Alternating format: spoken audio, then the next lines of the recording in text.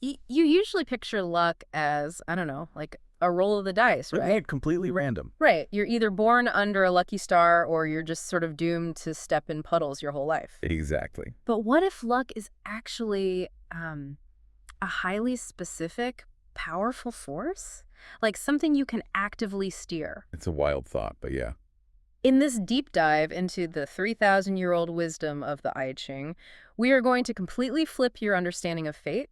We're talking about misfortune and, exactly how much control you actually have over your own life story. And I think we need to clarify right up front what the I Ching or the Zui actually is. Yeah, that's important. Because in the modern day, it has this reputation as like just some dusty, mystical book of divination, a parlor trick. Like fortune cookies or something. Right, exactly. Yeah. But if you look at its actual origins, it was compiled by the diviners of the ancient Shang dynasty. The ones reading the patterns, Yeah. right? Yes. In that society, the rulers were obsessed with these patterns, and they obsessively recorded the outcomes of societal and, well, personal situations over thousands of years. They were writing these on turtle shells, right? Like the oracle bone. Exactly. The oracle bones, they would record a prediction, wait to see how the situation resolved, and if the prediction didn't come true, they just discarded it. They threw it out. Literally threw out the errors, generation after generation. So what survived in this text isn't random mysticism. It's data. Yes. It is essentially a massive, ancient, empirical database. It's a recorded history of the laws of human existence and, the underlying mechanics of how the world actually works. I love that perspective so much. A 3,000-year-old empirical database of human behavior. It really changes how you view it. Okay, let's unpack this, starting with the concept of luck itself. Because, this ancient framework provides a definition of luck that is completely removed from, like, winning the lottery. Oh, completely. So what is the actual definition of luck? Or what the text calls un? What's fascinating here is to look at the actual Chinese character for un. It's a pictograph depicting an army on the move. Wait, an army? Yeah, an army. Now, put yourself in the context of ancient warfare.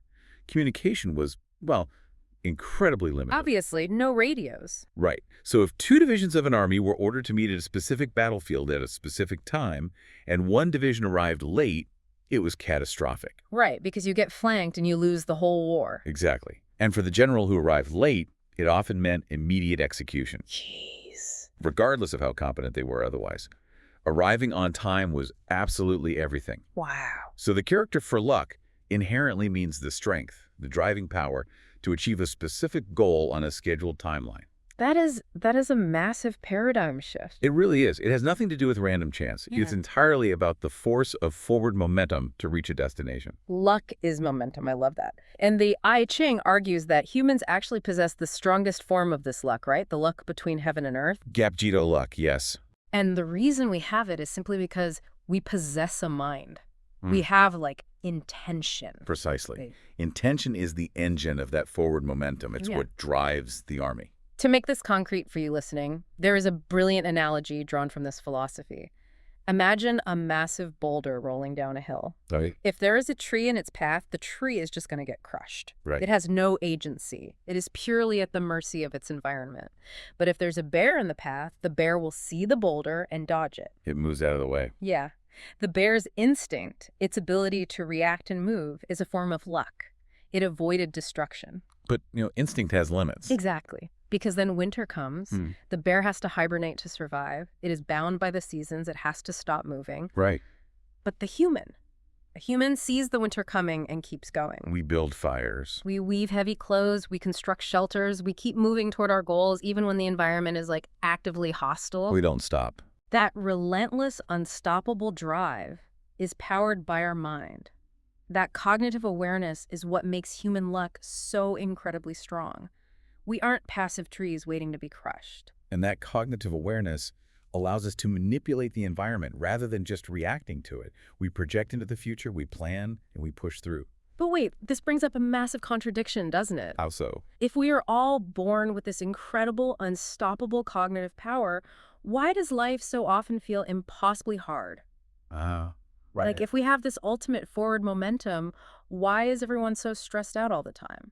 Well, because cognitive awareness is essentially a biological tax. Attacks. Yeah. The price of having a mind and therefore having such deep, intense desires and strong luck is stress. Oh, wow. The stronger the desire to achieve that future goal, the heavier the psychological toll when things don't go exactly to plan. So our greatest advantage is also our heaviest burden. That makes so much sense. Exactly. To illustrate this, think about the famous ginkgo tree at Yeongmunsa Temple in Korea. The really old one. Yeah, that tree is over 1,000 years old. It has survived centuries of storms, droughts, changing climates. Yeah. Why does it live for a millennium? Because it has no mind. It has no desires. None. It has no expectations of how the world should be, and therefore it experiences absolutely zero mental stress. It just exists. Right. Humans, on the other hand, burn out in about 100 years. Our desires, our constant striving, our powerful momentum, it actually distresses our physical bodies. We are consumed by our own engine. Precisely. We burn ourselves out. Wow. We are literally trading longevity for the ability to desire and achieve. That's a heavy trade. It is. And this ties right into the I Ching's view on the circulation of yin and yang, specifically regarding joy and sorrow. Yes, the 70-30 rule. Right. The framework talks about a 70-30 rule. Explain that for us. So the 70-30 rule suggests that the fundamental baseline of human life is about 70% clear skies. Okay, so good luck. Good luck, things going according to plan, and 30% cloudy days or bad luck and friction. Okay, I get the idea of balance, but I have to push back here. Go for it. Isn't a 30% failure rate just incredibly demoralizing? Like, why can't life just be optimized for 100% clear skies?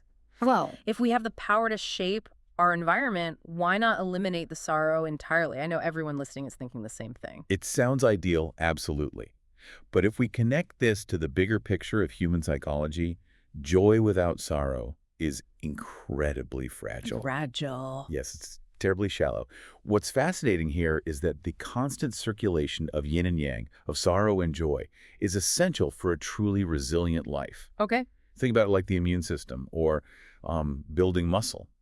If you never expose a muscle to resistance, if you never cause those micro tears, the muscle atrophies. It becomes weak. Precisely. Without the contrast of sorrow, we wouldn't even have the capacity to recognize or appreciate joy. Huh? It is the experience of sorrow that tempers our joy. It gives it depth, resilience, and true health. A life of unbroken, frictionless pleasure wouldn't create a strong person. It would create a highly vulnerable one. Exactly. Someone who shatters the moment reality inevitably shifts. Okay, the muscle tearing analogy definitely makes sense, but, you know, when you are in the middle of that 30%, when that bad luck actually hits, it just feels like the universe is out to get you. It feels awful. It feels personal, but this philosophy argues that this bad luck actually serves a highly specific structural purpose in the world. It does. It's not a punishment. Not at all. This is one of the most profound insights from those ancient diviners. Bad luck exists as a filter. A filter for opportunists, right? Yes. Think about what would happen if the world were only filled with good luck. Okay. If every business venture succeeded instantly. If every relationship was perfectly harmonious without any effort. That sounds great. Right, but if every ambition was realized with zero friction, the most cunning, calculating, and ruthlessly selfish people would easily snatch up all of the world's blessings. Oh. They would dominate everything because there would be nothing to stop them. Right, because sociopaths thrive when things are easy and there are no consequences. Exactly. But when a situation gets difficult, when it gets painful, and the 30% bad luck hits, what do calculating opportunists do? They quit. They abandon ship, they cut their losses, and run to find an easier target. They don't want to do the hard work if the reward isn't guaranteed. Right, they run away. And who does that leave behind? The people who actually care. It leaves only those who possess an unyielding mind, Yeah. or what they call jiong. Bad luck exists specifically to clear the room of the opportunists. Wow. It ensures that the final rewards, the true breakthroughs in life, are reserved solely for those with an unyielding mind. The universe throws obstacles just to see who will stay. Yeah. That is incredibly powerful. But at what point does having an unyielding mind just become toxic stubbornness? That's the trap. Like, if I start a business and literally nobody wants my product, and I bankrupt my family trying to force it to work because I refuse to give up, isn't that just delusion? It is. How do you know when to pivot? That is the danger, and the I Ching addresses this very clearly. The universe naturally repels a state of greed, or being too full. Okay. If your mind becomes completely obsessed with one specific rigid outcome, like forcing that exact product onto the market, You become brittle. You break. Yes, you repel the very luck you're trying to attract. So how do you stay unyielding without becoming rigidly obsessed? By adopting an attitude of Naxian, which means enjoying the process or accepting heaven's will. Enjoying heaven's will. Okay. The balance looks like this. You must strive relentlessly, putting in maximum effort with an unbreakable mind. And this is the crucial distinction, you must detach from the specific form of the outcome. Detach from the form. Yes. You trust that your intense effort will yield something meaningful, even if it looks entirely different from your original demand. So in the business example, the opportunist quits when the first product fails. Right. The toxic, stubbornly obsessed person goes bankrupt, forcing the failed product. But the unyielding mind says, I am going to build a successful company, but clearly this product isn't the way. What is the market actually asking for? Exactly. They stay committed to the forward momentum, but they are totally flexible on the path. They embrace the journey rather than obsessing over the exact coordinates of the destination. Okay, so an unyielding line helps us push through that 30% bad luck, and we stay flexible on the path. Right. But pushing through implies we are headed somewhere. What is the actual destination of all this forward momentum? The destination. This brings us to the concept of destiny, or what the text calls mayang, the mandate. If we think about life as a river, right? Okay, yeah. Luck, that forward momentum, is the volume of the water. Your unyielding mind is the force carving a channel through the rock. Beautiful analogy. But the mandate, the mayang, is the ultimate ocean you are trying to reach. What is that ocean? To understand that, we look at the ancient Chinese character from Mayang. It visually depicts a person kneeling respectfully at a temple, listening to a voice. Listening to heaven, listening to a mandate. Yes, but this mandate isn't what our modern hyper-individualistic egos think it is. It's not about getting rich. Exactly. It's not about grand, world-dominating achievements. It doesn't mean you're destined to be a famous CEO or a billionaire. Right. The ultimate mandate is much more fundamental. It is about expressing our inherent spirituality, our seong, through xiong, which is compassion, empathy, and true humanity. This part really stopped me in my tracks when reading the sources, because to explain this, the philosophy describes our physical bodies as just temporary tools in a harsh material world. Yes. There is a quote from a Zen master who literally called the human body a leather sack. It's a stark, almost jarring image, isn't it? A leather sack, yeah. But it brilliantly highlights the contrast. The material world is governed by physics and biology. It is rigid, unforgiving, and naturally lacks compassion. It's an eat-or-be-eaten reality. Precisely. The universe at a physical level is cold. So our mandate, the reason we are given these temporary leather sacks, is to inject true humanity, warmth, and compassion into this cold material environment. And when you ground that in practical psychology, it's actually incredibly freeing. It really is. Because if the body is just a leather sack, then physical discomfort, or taking a financial hit, or experiencing bad luck, that's just the sack getting scuffed. But it's not touching your core. Exactly. Think about your own life, you listening to this. Have you ever voluntarily chosen a thorny, incredibly difficult path over an easy one? Most people have at some point. Right. Maybe you took years off your career to take care of a sick relative. Right. Or you stood up for a coworker when it was professionally risky to do so. Right. Why did you do it? Logically, it makes no sense. It invites that 30% bad luck right to your front door. You did it because you instinctively felt it was your mandate. It was a task asked of you by the universe through your network of connections, your yan. You didn't choose the thorny path for a financial reward or for status. You chose it because your human compassion demanded it. That is the ultimate act of fulfilling your mayong. Yes, fulfilling the mandate. It is defying the cold logic of the material world to create warmth. Okay, so we understand the momentum, we understand the bad luck filter, and we understand the ultimate destination of compassion. Right. But the biggest question remains for us. How do we actively change our trajectory? Like, if you feel stuck on a difficult road, if you feel cursed by bad luck, are you just trapped? To answer that, we first have to understand the foundational concept of the 8 characters of destiny, or Pulja. Right. In Eastern philosophy, to have a perfectly balanced, harmonious life representing all elements of yin and yang, you would mathematically need 10 characters. Okay. But the framework posits that every single human being is born with only 8. Which mathematically means every single person on Earth is born with a 20% deficit. Exactly, a 20% deficit. Yeah. Everyone is fundamentally incomplete. I found that so incredibly relieving. Yeah. Didn't you? Yes. It means being flawed isn't a bug in your personal code. It's the defining feature of the human operating system. Everyone has a dent. Nobody is perfect. It completely relieves the pressure of trying to achieve perfection. You aren't supposed to be perfect. Right. But this realization leads to the most powerful revelation in the I Ching regarding how we actually change our fate. If you want to change your destiny, you shouldn't just focus on visualizing a better future. Okay. You actually have to change your past. Now, when I first encountered this in the sources, it sounded like pure science fiction. Time travel. Right. Right. How do you change the past without a time machine? The events already happened, the ink is dry. This raises a vital question about the psychological nature of time. We tend to think of the past as concrete, like an immutable record of facts carved in stone. Yeah, things that happened. But this ancient framework argues that time is fluid, the concept of yudong. The past is actually highly subjective. Okay. It isn't a fixed reality. It is a narrative that is constantly shifting, based entirely on your current mindset. So the historical facts don't change, but their function in your life changes. Precisely. And the text points to a critical milestone for this psychological work: the age of 50. Why 50? The philosophy suggests that the first 50 years of our lives are basically about surviving.